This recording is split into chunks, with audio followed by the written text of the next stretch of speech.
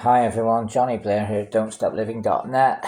Bit of travel vibes. I'm doing a few videos over the next period of weeks or months in a bit of a break as I relax in the Lake District of Poland. I'm in Olsztyn, which is a beautiful city in the north, central north of Poland in the Lake District. Now, I've done a video about my travel blog books, which obviously when I was writing on the move, on buses, trains, I always used paper and pen, writing what I was doing. Today in this video, I'm going to explain how the process of writing a book works, which is actually very easy. I don't know whether it's just easy because people are skilled in life, and maybe one of my skills is being a writer. Wait till I turn this music down, hold on.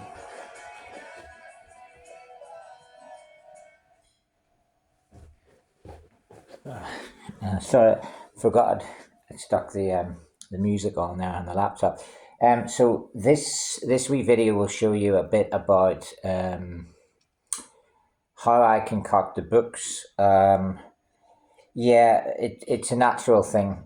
So look, writing is easy because you sit on a bus or in a cafe while you're traveling and you just write what's around you. So it might be the colour of the wall, it might be the drink you drank, the person you spoke to, it might be something sitting there. Everything and anything can inspire you. We are inspired by everything. There's nothing that cannot inspire someone. You know, a spider climbing up a wall, a leaf floating in the breeze, the last sip of your tea. They can all give some inspiration. So the writing starts with the writing this type of book, but the end product wants to be this type of book, which is a physical book, and it's actually typed up because it's more professional to do it that way. So I'll talk you through the process, my process. Every writer, every author, every blogger, every poet, every dreamer might have their own process. So my procedure is very simple. And I will tell you that the end product of the actual physical book, for me, is always quite a few years after what's in it actually happened. Why is there such a delay? Well, let's look at this. First of all, I'm sitting on a bus and I get out my notebook and pen and I write something. That's cool. Then when I get online or when I feel like it, I can convert some of that writing into a blog post on my laptop, into a social media post. That's quite a simple procedure, and that's normally quite instant. So if I'm backpacking Taiwan on the Monday, it's quite probable that by the Wednesday, that will be on my Facebook page or my Instagram profile. I generally don't wait many days before posting it online. It seems that social media and the internet is a very instant, sort of at the time way of doing things. The reason is it's timeful. Timeful. It's not timeless, it's timeful. In other words, it has to be done at that time. Like, people will say, oh, Mickey Mouse or James Bond or Shakespeare are timeless because you can do it anytime. But social media is timeful. So if I'm at Leicester City against AFC Bournemouth in the stadium, I should post it on my profile that day or the day after. Otherwise, the moment's gone. I can't post today and say, oh, I'm backpacking in Birmingham and we beat Birmingham City 8-0. Because that happened 10 years ago. In fact, it's 10 years ago this weekend. 10 years ago, 8-0. Anyway, so social media and my blog are a lot more instant and recent. Yeah, sometimes I might put a backdate, a throwback story on there, but they're very instant. And that's good because it keeps people focused at that time. And you've got to be topical. If you are a blogger, you've got to react in the moment at the time.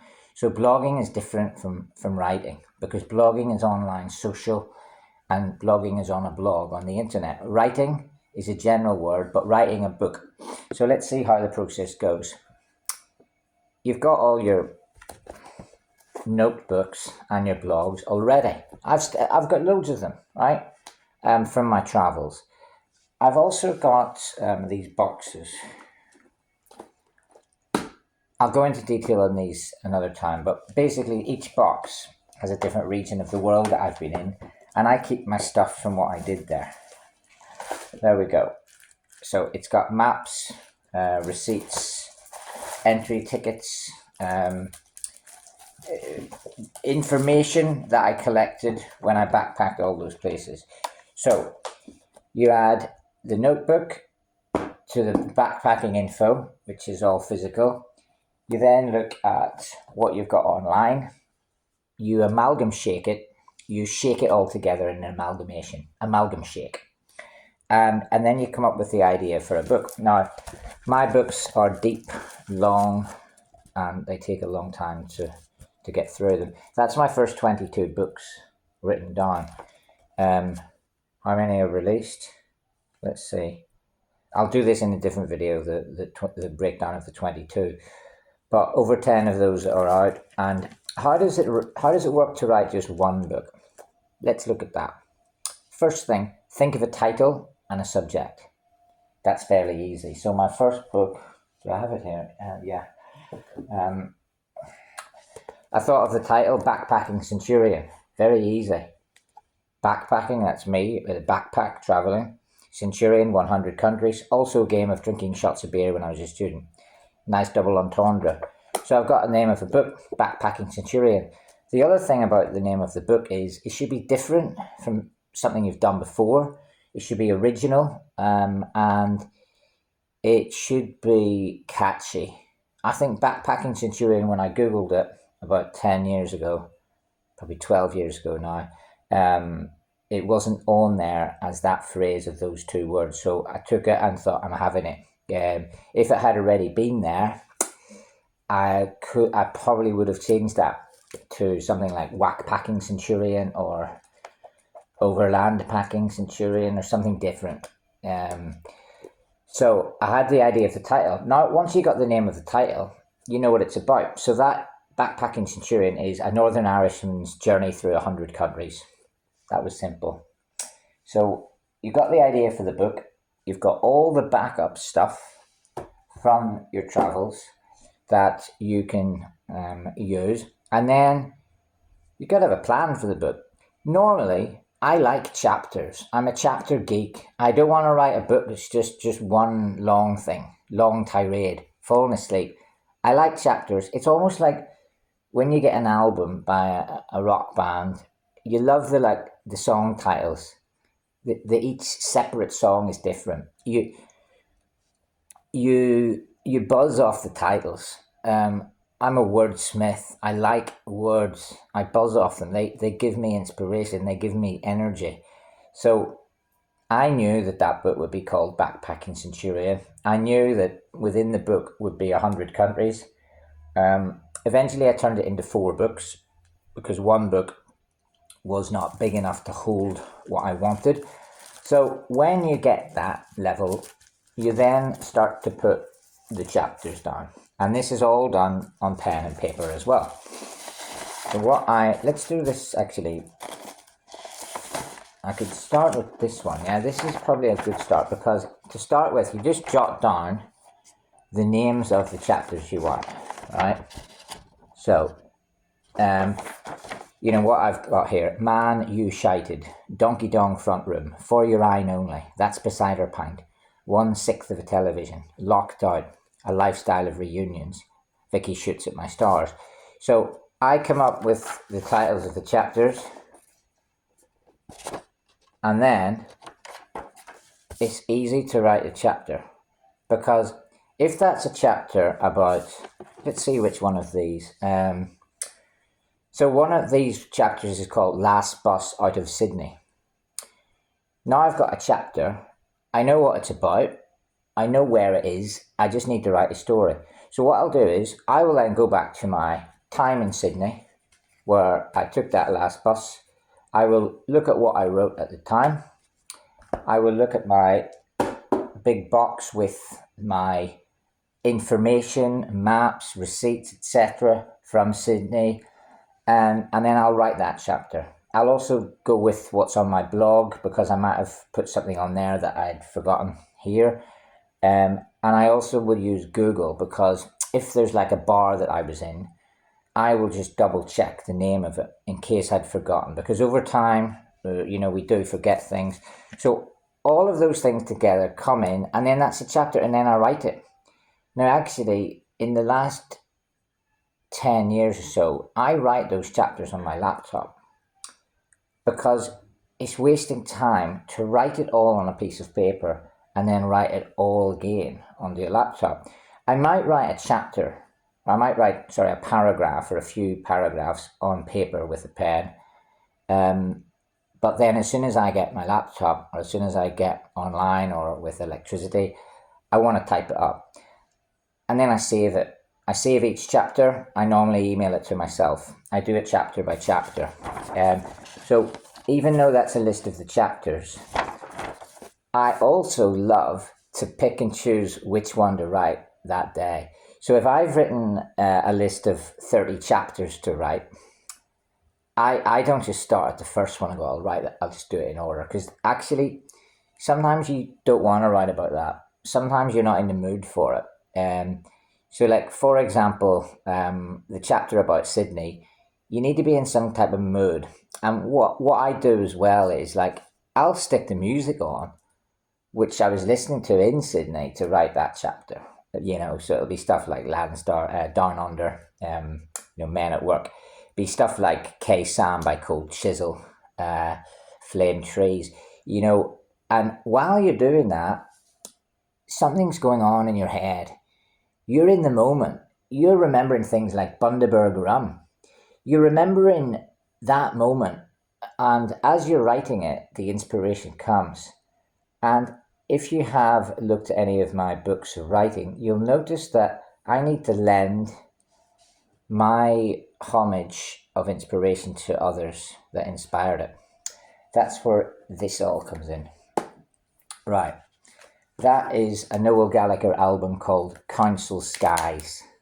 Yeah. So I'll maybe take a wee bit of inspiration and just fire in a quote from Noel. It's normally very relevant. What you'll find, if I've stuck that, I think in Starogard Girl recently, I stuck a Council Skies quote, didn't I? You know what? Whenever I go to find it, I'll not. Do you know what? I can't find it. It might be in the black volume actually, is it? I can't remember where that Council Sky quote went. No, I've forgotten it. That's what happens when you write a lot. Anyway, Council Skies, I put a quote from that recently into a book that was relevant at the time. You get other things like you just have an Oasis album, because Noel gets a lot of airplay in my, you can even just stick the title of a song in there. You just put in like Paranoid Android, Radiohead, which is actually, it is a song on the album OK Computer. William Shakespeare, So Much Ado About Nothing, I went to watch that. Now I've got some postcard in there. Antonio, he shall kill two of us, and men indeed, but that's no matter, let him kill one first. With me and wear me, let him answer me, come follow me, boy, come, sir boy, come follow me. Sir boy, I'll whip you from your foining fence, nay, as I am a gentleman, I will. So these sort of heroes get worshipped in the quotes in the particular chapter. That's how it all amalgamshakes together. Manic Street Preachers as well. I'll also be maybe watching a documentary with an interview about a footballer, a rock star, a writer, a politician. I'll take their quote and stick it in if it's relevant. Josh King, AFC Bournemouth against Leicester. So obviously I was at the game, and there's things in there in the match programme as well. There's a Les Ferdinand picture. Glory days down at Dean Court, and you'll take a bit of inspiration. You'll look even at the team sheets and get reminded about a player that you'd forgotten about. Diego Rico. There you go. So that all goes together, and the final product is the chapter, and then you add the chapters in the order to the book. And sometimes you change the title of the chapter because you didn't like it. It didn't fit. It changed over time. It sounded better. Sometimes you delete the chapter completely. You don't need it. You don't want it. Sometimes you put it in another book. Sometimes it doesn't fit with the flow there, and you move it about. I see it as a process, and I'm getting better. I think everyone gets better at what they do in life as it goes on. That's the Starogard Girl rough draft before it came, and I color code sometimes. So yellow would be ready to go, and then pink would be deeper to go in. That one I underlined them in green when they were done. I stroked them out and changed a few, and I do that for every book. I've got them for every book. I've got a new one coming up,